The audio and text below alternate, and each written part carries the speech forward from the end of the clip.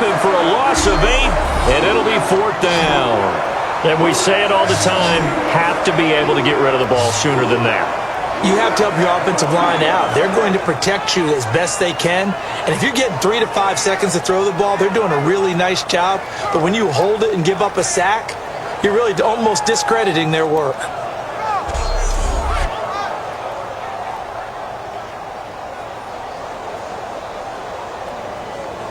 Here's Matt Bosher now. On for his second punt. He'd take a repeat of his first.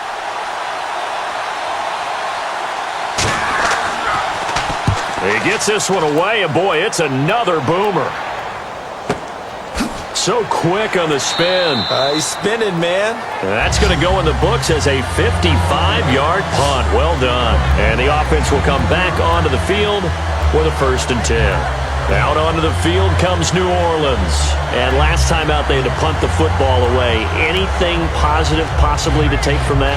There always is when you're punting the football away. It doesn't sound like it because you're giving it up, but you've avoided a mistake. At least you didn't turn it over, You didn't turn it over, right? You're giving your defense a chance because you're punting the ball away, and they're set to go on the field as opposed to sudden change after a turnover, and wow, now we got to go out there and stop people.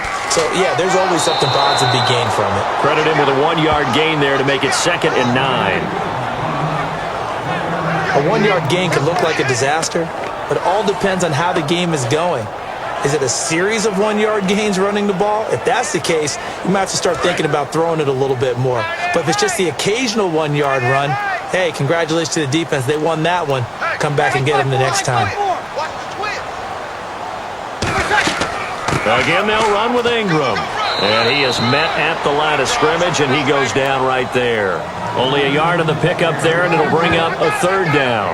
Tough day, tough sledding right there, and it's been that way the entire game. Not a whole lot of room to ramble for him.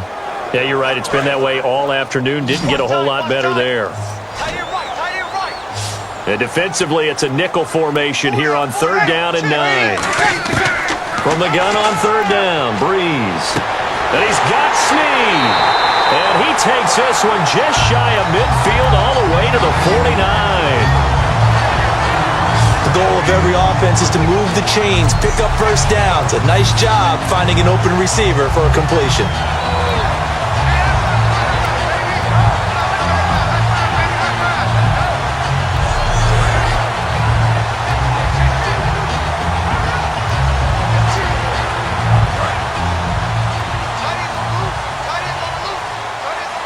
They come up with one back. That's Ingram.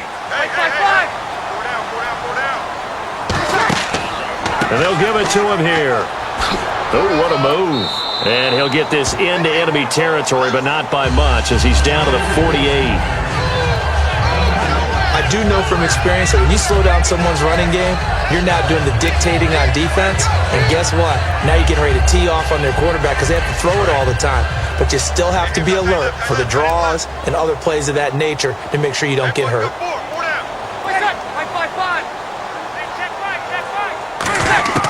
Breeze to throw on 2nd down. That is incomplete.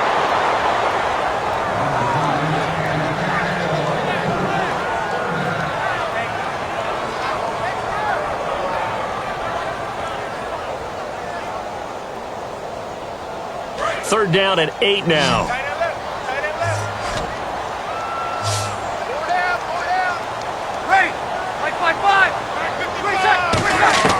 From the gun, it's Breeze. He's got time in the pocket. To the sideline, and oh, a nice catch there.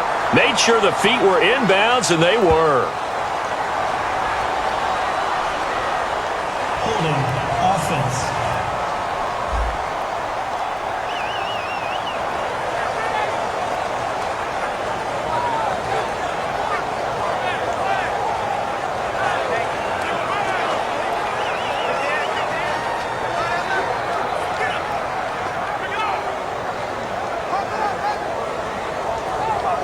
Here's Thomas Morstead now as he'll punt it away for the 2nd time.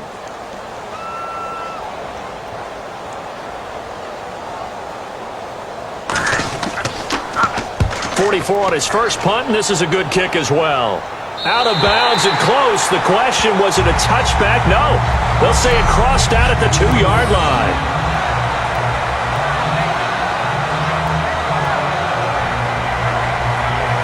The Saints defense, we watch them get set to go. They forced the punt the last time, got off the field. I'm sure some of your D coordinators through the years, you liked when you heard those words, get off the field. Oh, there's no doubt. Or maybe you didn't like it when you heard those words. It depended on when they were yelling them. But in this situation, absolutely perfect. Get off the field, force a punt, let the offense take over and do their thing, and it resulted in a field goal. Now we'll see if they can do that again.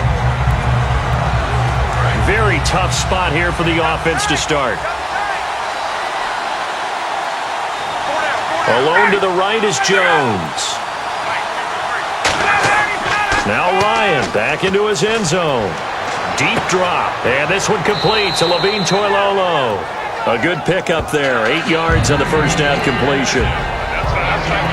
Seeing that play and understanding just how tough it is to cover tight ends, especially the ones running around the NFL nowadays, makes me glad I didn't make it in that league. I would have had a really difficult time. But now you get to sit up here with me. Yeah, and that's fun, isn't it? And what a really nice game right there on first down for them. Brings up a nice second down for them. Off the play fake to Freeman. It's Ryan. He completes it to Julio Jones. 15 yards through the air on a first down. I know that's their first connection in this game, but you and I both know that Julio Jones is without a doubt his quarterback's favorite target. Oh, yeah, Matt Ryan loves this guy, and who wouldn't? Yeah, and the reason that he's that is because of his dependability. And quarterbacks have to have that from their receivers, meaning they know where they're going to be when they're running certain routes. They don't break them on them. They don't change them up and do their own freelance stuff and put their quarterbacks in bad situations. Matt Ryan has ultimate trust in Julio Jones.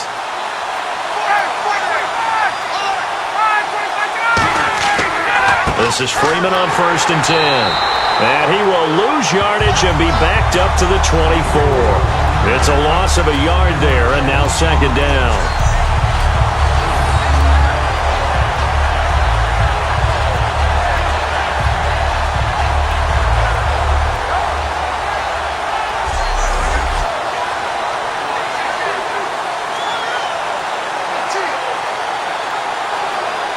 So now 11 yards to go for this offensive unit. It's second down.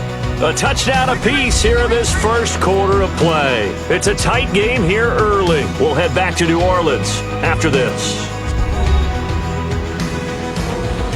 Alongside Charles Davis, Brandon Gaudin, it's the Falcons in possession to begin quarter number 2, but they face a second and long to start things out.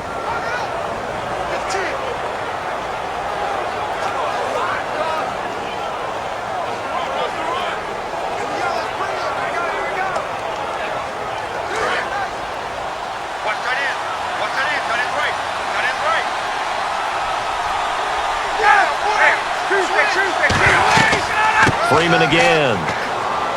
And he'll be brought down here at the 28. 4 yards on the pickup there as they get it back to a more manageable 3rd and 7. On a second and long, it's really nice to see an offense that has enough confidence to run the football in that situation. I think that goes back to their practice and game planning. They've seen things that they've seen on tape and in previous games that led them to believe that even in a long-distance situation, they can still run the football and gain enough yardage to put themselves in a good spot on 3rd down. It's caught. Jones. And they get 14 yards there at a first down.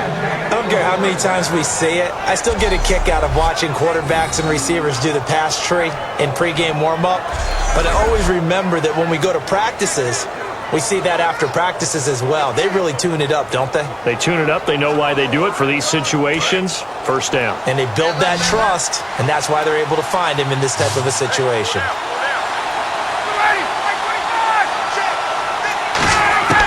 Throwing now, Ryan on first down.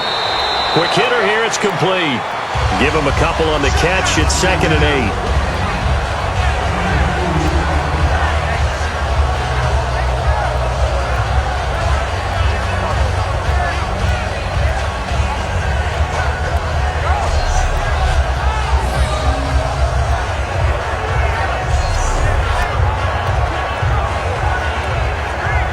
And here comes play number 6 on this drive.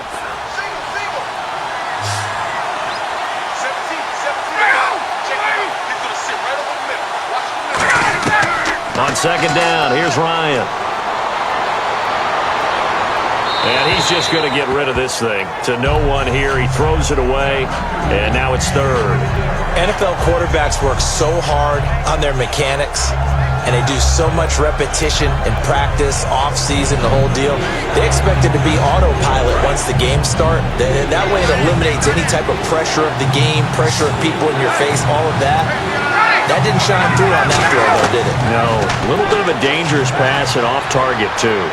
Going underneath, it's Coleman. And he'll get it out to midfield. Looks like, yeah, they'll spot it right at midfield at the 50.